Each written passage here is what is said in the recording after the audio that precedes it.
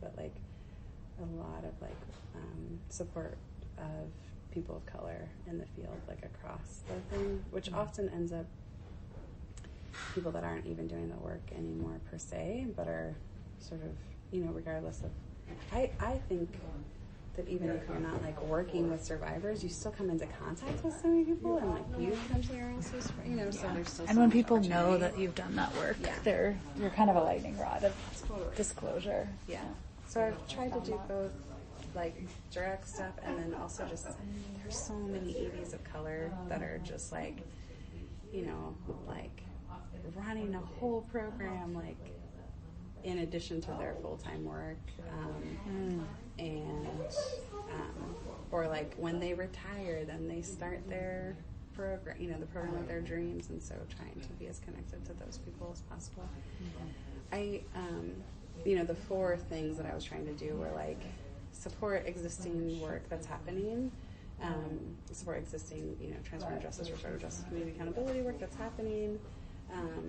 The next thing was like to provide systems folks with like some framework and like analysis that this work is happening with or without them. And for restorative justice, for all of that work that's happening without a gender-based violence analysis, like wanting to be available. But I think that was a little slower because I didn't want to like elbow my way into all of the like awesome RJ work that was happening and say like, you have to listen to me. So like waiting for more like organic connections. And I actually think that we have like a good thing going now, but there's just amazing work happening in the South End, in particular at Rainier Beach High School. And then as people in more of like the RJ realm are having questions or wanting to engage more about gender-based violence, just being more available. So that's kind of, those are like the things. That's really helpful. Yeah. And then with the mainstream orgs, I just try to do this thing where I'm like, how's your anti-racism work going? And what's the capacity for your floor, you know, your line staff to be creative? And I feel like those are the things that kind of have to be addressed like before I would go in and do like a whole project with an org or something. Not that I've done a lot of that, but I try to just maintain the relationships that and then this next year, instead of doing like 4, usually I've done 2. The work that we get paid for is for me to do 2 trainings and 2 roundtable discussions. And next year, instead of doing that, we're going to do a cohort model with like between 10 and 25 advocates and community members, where we bring them through 3 to 4 sessions, like about some of these different things, and then have some like practice. Like I think I'll have them in circle for part of the time, and about like microaggressions, and then like doing some reading and like connecting work and trying things. Not necessarily. I also don't want to say that what we're trying to do is to have member orgs be like doing this work, right? But I think that it's important to have that crossover exist.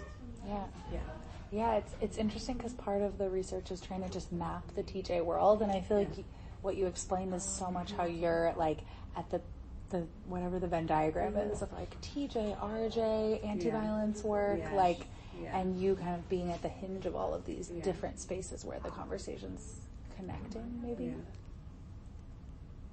What do you feel like, where do you want to see TJ go? What do you feel hopeful about? What's your like big, beautiful vision? There's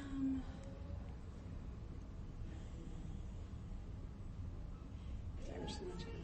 Yeah, sure, I know you gotta go soon.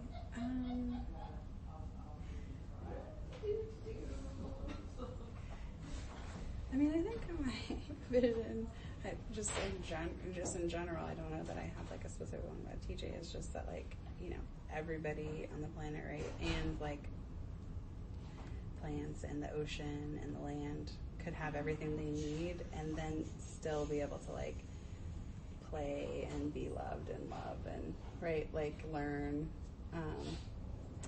And so when I try to take out like TJ from that. You know, I just think that like that would be in service of that. And I think that there's a lot of thinking to be done about. I think that if we could think better about like our interpersonal relationships, right, and how we treat each other or don't, like the benefit of, for the sake of, you know, do all of that work, right, and do that well, so that we can actually like solve the climate crisis, right? Or like make it possible for my people to stay on Guam, you know, or you know what I mean? Like, I think, but I do think that there's sometimes I used to think about like have a lot of context with like guns or something, you know, and I used to feel like if I have to figure out how to shoot a gun, I just don't want to be here anymore, you know. But then at some point it's like on a ferry and I was like, I actually think that if that came to that, like I should just figure out how to shoot a gun, because I think I could really, like, that's what I can offer something around, like, how can people be, like, in deep relationship with each other, which I think will be necessary to rebuild. I'm talking about apocalypse, you know, like, rebuild. Always like, on my mind. Yeah. I was just saying to Kate today, like, mostly what I'm seeing now is, like, we have to stop thinking about when the apocalypse happens, because it's actually a crisis right now, but, you know what I mean? Anyway, so. Totally. So. That's why it feels strange to ask a question about the future when I'm like, I have so much climate grief, I can't even think about the future. Like, how dare I ask other people to do that? Yeah. I mean, I think we did a strategic plan this year, and one of the things was like, what do you think this org would be saying in like 100 years? You know, and I think for me, I was just like, well, we would say that we're so proud that we contributed to, you know, like making it possible for us to all still be here, you know?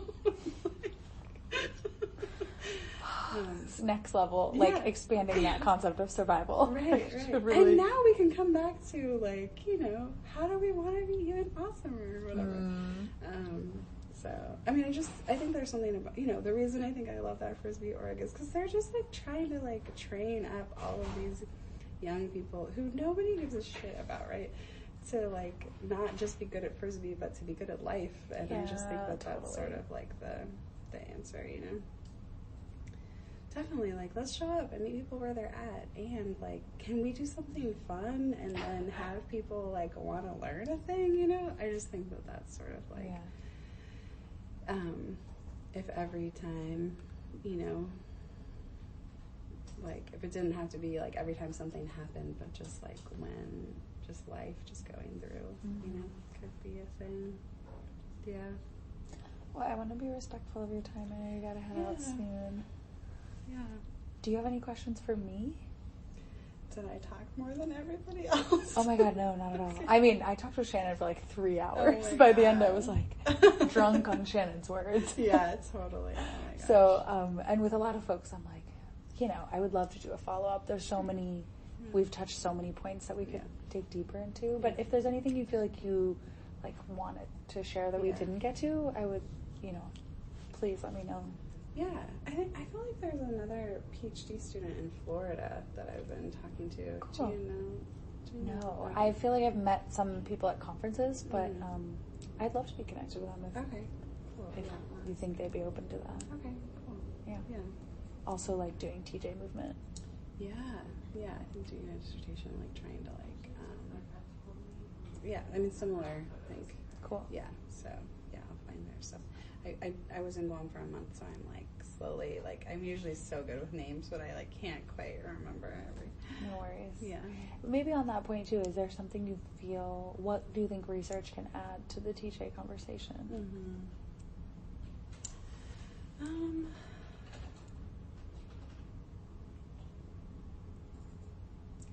mean, I think that there's so much, actually. You know, I think from my perspective, like having those books, some of those books you saw down there, you know, it's so validating to the work to like see things like written down and to have like resources like that and just like connecting people. I mean, I think, it's great to think about people like around the world being able to like access, like, I mean, what you were talking about with like books being useful to people in Germany to be able to, you know, I think the Oregon Coalition for Sexual and Domestic Violence wrote a paper about